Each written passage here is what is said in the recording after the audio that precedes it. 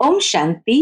आज 7 अप्रैल 2023 के बाबा के अनमोल मधुर महावाक्य सुनेंगे। आज की बाबा की मुरली है संपूर्ण पवित्रता। बाबा कहे तुम बच्चों को डबल अहिंसक बनना है। और डबल अहिंसक अर्थात मन वचन कर्म किसी को भी दुख नहीं देना है। साथ ही साथ बाबा कहे बाबा से संपूर्ण वर्षा प्राप्त करने के लिए जरूर है कि तुम्हें गृहस्थ व्यवहार में रहते हुए कमल फूल समान रहना है।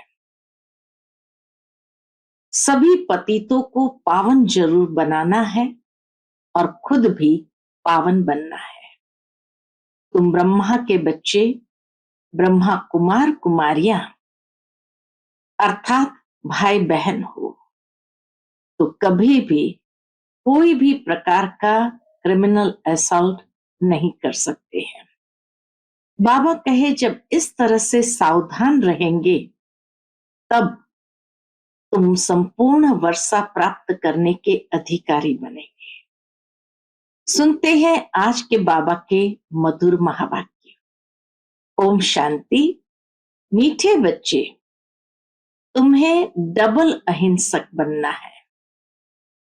मनसा वाचा कर्मणा, तुम कभी किसी को दुख नहीं दे सकते हो।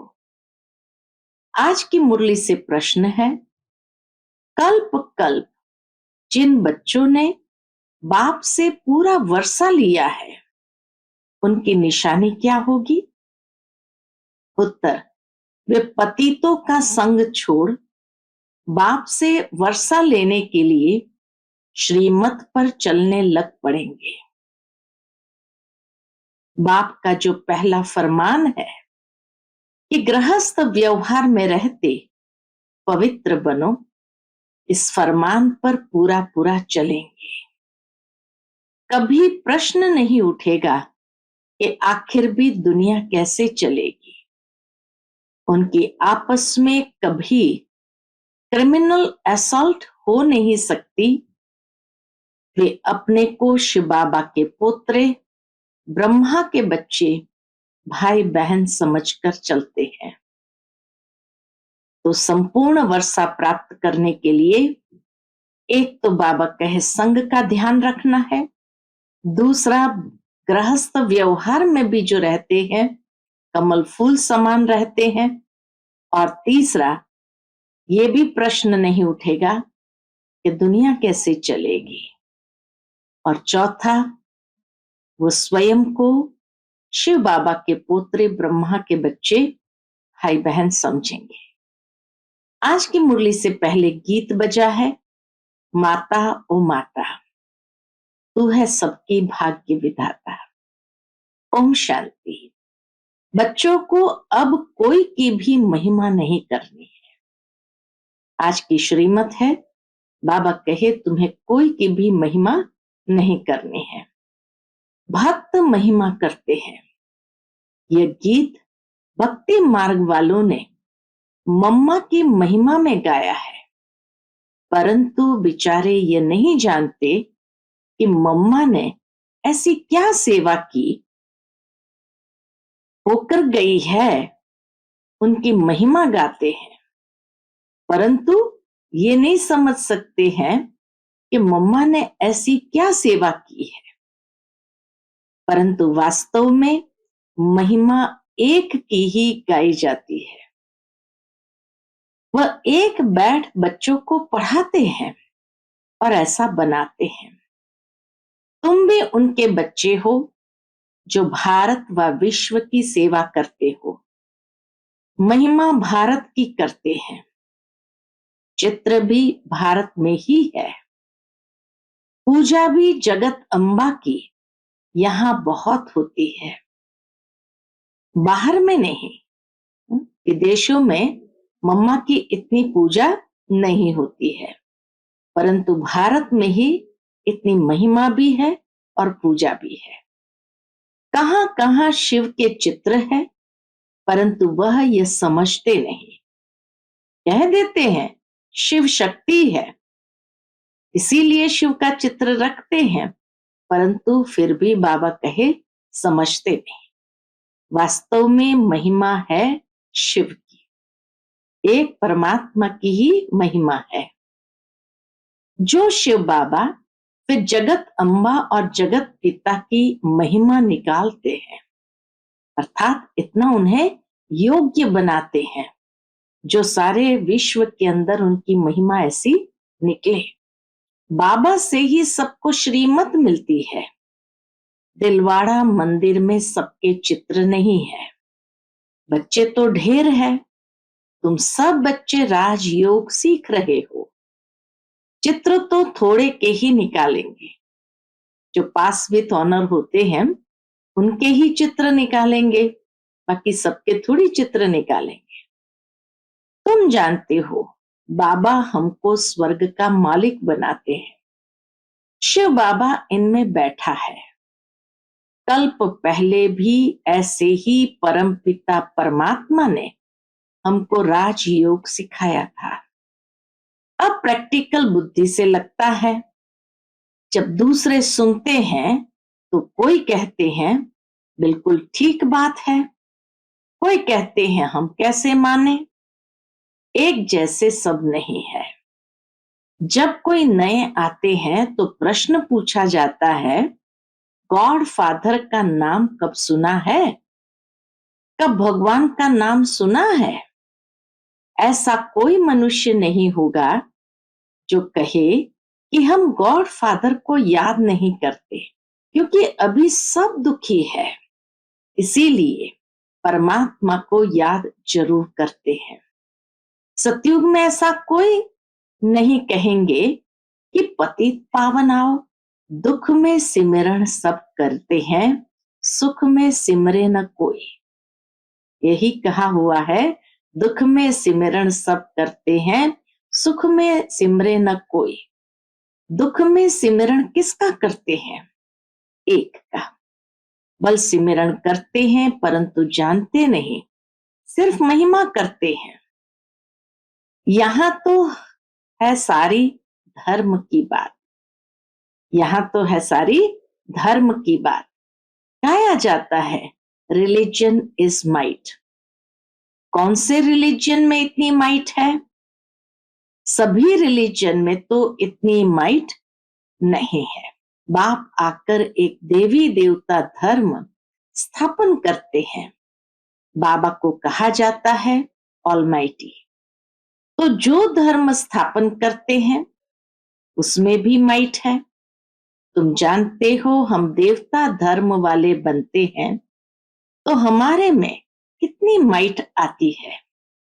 हम बाप से राजाई लेते हैं, हम कोई हिंसा नहीं करते हैं। भगवान का वर्षा ही हमें ऐसा मिलता है, ऐसी राजाई मिलती है जो कोई हिंसा नहीं करते हैं। सतयुग में दोनों हिंसा नहीं होती है। एक काम कटारे की हिंसा, दूसरी किस पर क्रोध करना, कुछ बुरा अक्षर कहना, यह भी बाण चलाना है। ये जैसे कि मुख का बाण चलाना है। इनको वायलेंस कहा जाता है। तुम किसको दुख नहीं दे सकते। बाबा कितना अच्छा सिखलाते हैं, सबको सुखी बनाओ। मुख्य बात काम कटारी चलाना, यह है सबसे बड़ी हिंसा। बंदूक आदि चलाना मारना वह भी हिंसा है। कोई भी प्रकार से इसको दुख देना हिंसा है। इसीलिए बाप ने कहा है काम महाशत्रु है। गाया भी जाता है अहिंसा परमो देवी देवता धर्म। उनमें दोनों हिंसाएं नहीं थी। कभी भी किसको मनसा वाचा कर्मणा दुख नहीं देते थे। बाप आकर स्वर्ग की स्थापना करते हैं। कल्प पहले की थी, अब फिर कर रहे हैं।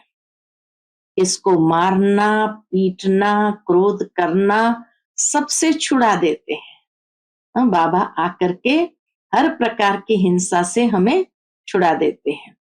मुख्य बात है पवित्रता की। इसीलिए राखी बंधन गाया हुआ है। बहनें बैठ भाइयों को राखी बांधती है कि काम कटारी नहीं चलाना, परंतु मनुष्य ये अर्थ नहीं समझते। तुम हो ब्रह्मा के बच्चे, शिव के पौत्रे, तो तुम भाई बहन हो गए। आपस में कभी क्रिमिनल असॉल्ट नहीं कर सकते। यह है पवित्र बनने की युक्ति। बहन भाई कभी आपस में शादी नहीं करते हैं। तो बाप समझाते हैं, कल्प कल्प जिन्होंने वर्षा लिया है वही श्रीमत पर चलते हैं। अदर कुमारी कुंवारी कन्या का मंदिर भी है।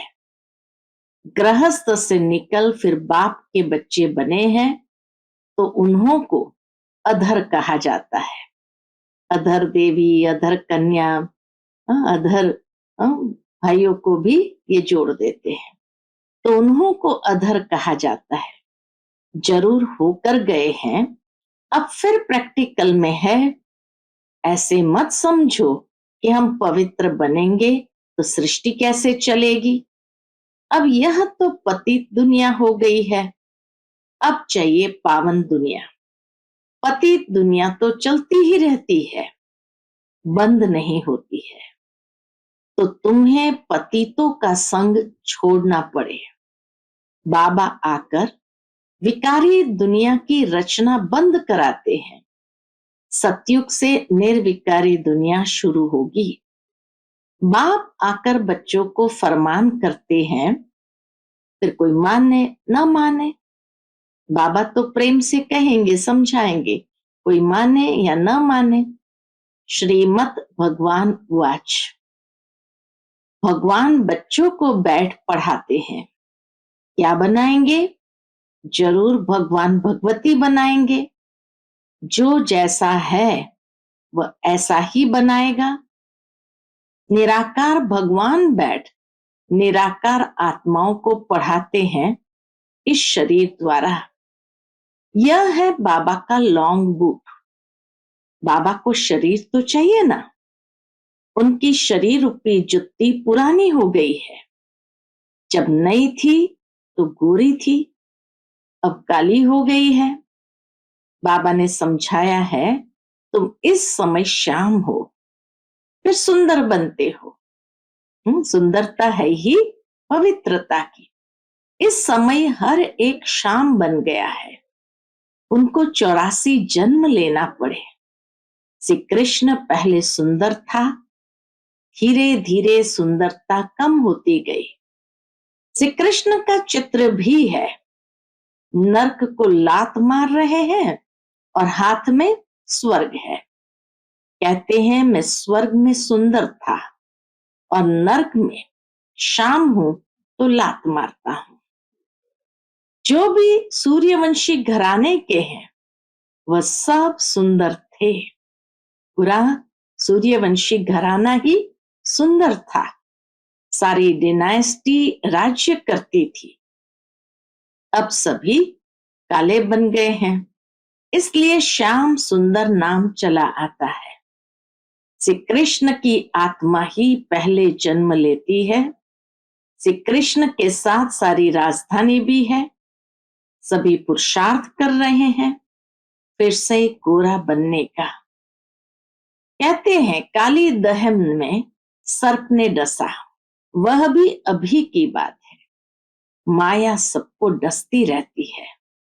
माया ने सबको काला बना दिया है। बाप फिर से गोरा बनाते हैं। स्वर्ग में ऐसा होगा नहीं। वहां कोई काली दह का सर्प किसी को डसता नहीं। तो बाबा कहे स्वर्ग में ऐसा होगा नहीं। वहां 21 जन्म सदा सुखी रहते हैं। अकाले मृत्यु कभी होता नहीं। अभी दैवी राजधानी स्थापन हो रही है। बाप आकर सबको राज्य भाग्य देते हैं और कोई धर्म स्थापन करने वाले राज्य भाग्य नहीं दे सकते। इब्राहिम बुद्ध आदि राजाए नहीं स्थापन करते हैं। वह सिर्फ धर्म स्थापन करते हैं, फिर धर्म की वृद्धि होती है उनको वास्तव में गुरु भी नहीं कहा जा सकता, क्योंकि गुरु करते हैं किस लिए? सदगति के लिए। वह तो आते हैं धर्म स्थापन करने, न कि सदगति करने। उनके पिछाड़ी उनके धर्म की आत्माएं नीचे उतरती है, तो गुरु भी वास्तव में कोई को कह न सके। सबकी सदगति करने वाला एक शिव बाबा है। उनके लिए ऐसे नहीं कहेंगे कि वह जन्म लेते हैं, वो तो अवतरित होते हैं, तो जन्म नहीं कहेंगे, ये रॉन्ग हो जाता है। वह अवतार लेते हैं। जन्म लेना अर्थात गर्भ में आना। मैं गर्भ से जन्म नहीं लेता।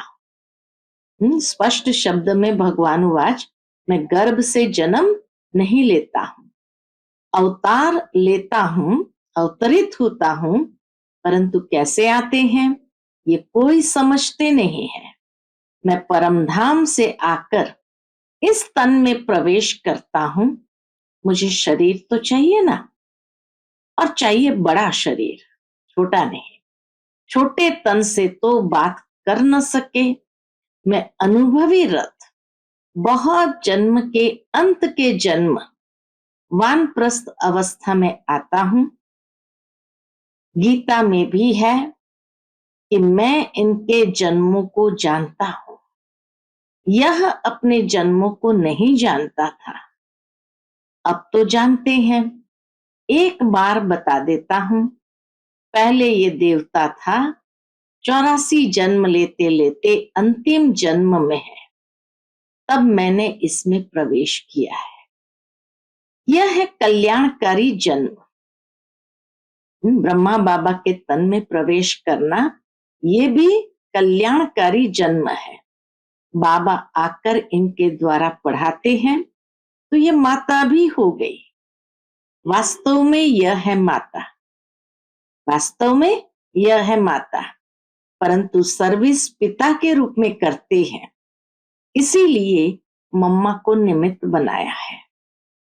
तुम बच्चे भी उनके साथ निमित्त बनते हो, सबको स्वर्गवासी बनने का रास्ता बताते हो। मनुष्य मरते हैं तो कहते हैं स्वर्गवासी हुआ, वह पुरुषार्थ नहीं करते हैं। हम तो स्वर्गवासी बनने के लिए पुरुषार्थ कर रहे हैं। सतयुग में लक्ष्मी नारायण थे, उन्हों को स्वर्ग का मालिक बनाने वाला कौन? जरूर नहीं थे, तब बनाया। हाँ, जरूर वो स्वर्ग का मालिक लक्ष्मी नारायण नहीं थे, तब तो आकर के बनाया। इसमें तकलीफ की कोई बात नहीं है।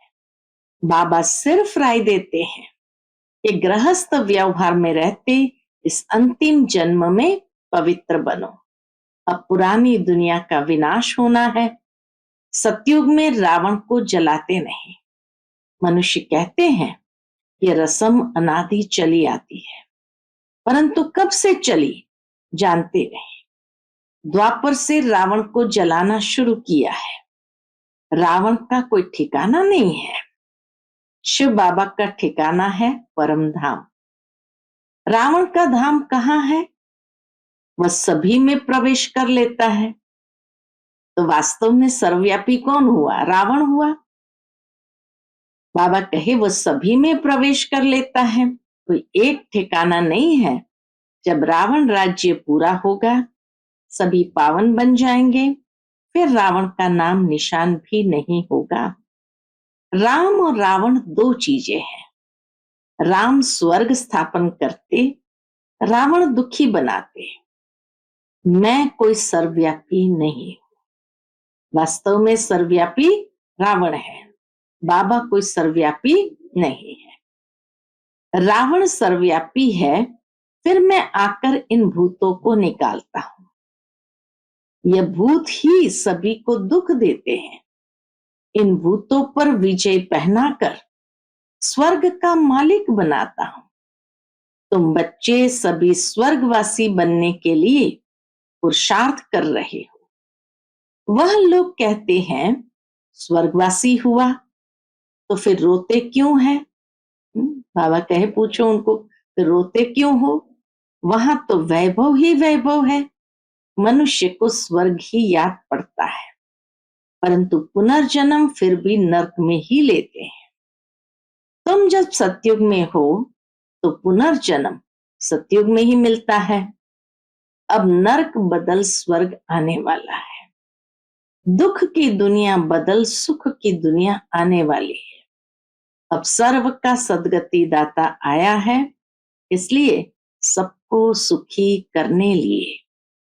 अच्छा, मीठे मीठे सिकिलते बच्चों प्रति माता पिता बाप दादा का याद प्यार और गुड मॉर्निंग। रूहानी बाप की रूहानी बच्चों को नमस्ते। हम सब रूहानी बच्चों की रूहानी माता पिता बाप दादा को याद प्यार, गुड मॉर्निंग और नमस्ते। नमस्ते, शुक्रिया बाबा, शुक्रिया। आज की मुरली से धारणा के लिए मुख्य सार है। पहली पॉइंट, डबल अहिंसक बन। मन वचन कर्म से किसी को भी दुख नहीं देना है। पवित्रता की सच्ची राखी बांधनी है। दूसरी पॉइंट है, पतितों का संग छोड़ एक बाप के फरमान पर ही चलना है। स्वर्ग का मालिक बनने के लिए भूतों पर विजय प्राप्त करनी है। आज का बाप दादा का मधुर वरदान हम बच्चों के प्रति है, हर कर्म का बोझ बाप पर छोड़ स्वयं ट्रस्टी बन रहने वाले डबल लाइट फरिश्ता भव। हर कर्म का बोझ बाप पर छोड़ स्वयं ट्रस्टी बन रहने वाले डबल लाइट फरिश्ता भव। हिम्मत रखने वाले बच्चों को बाप दादा सदा ही मदद करते हैं। बच्चे श्रेष्ठ संकल्प करते और बाप हाजिर हो जाते हैं। सिर्फ बाप के ऊपर सारा कार्य छोड़ दो तो बाप जाने, कार्य जाने। खुद अपने ऊपर जवाबदारियों का बोझ नहीं उठाओ। ट्रस्टी बनकर रहो तो सदा हल्के डबल लाइट फरिश्ता बन उड़ते रहेंगे। दिल साफ है तो मुराद हासिल हो जाती है। दिल साफ है तो मुराद हासिल हो जाती है। आज का स्लोगन है, उमंग उत्साह के पंख साथ हो तो उड़ती कला में उड़ते रहेंगे। उमंग उत्साह के पंख साथ हो तो उड़ती कला में उड़ते रहेंगे। अच्छा, Om Shanti. Click here to like, subscribe, and press the bell icon to stay updated with our latest videos.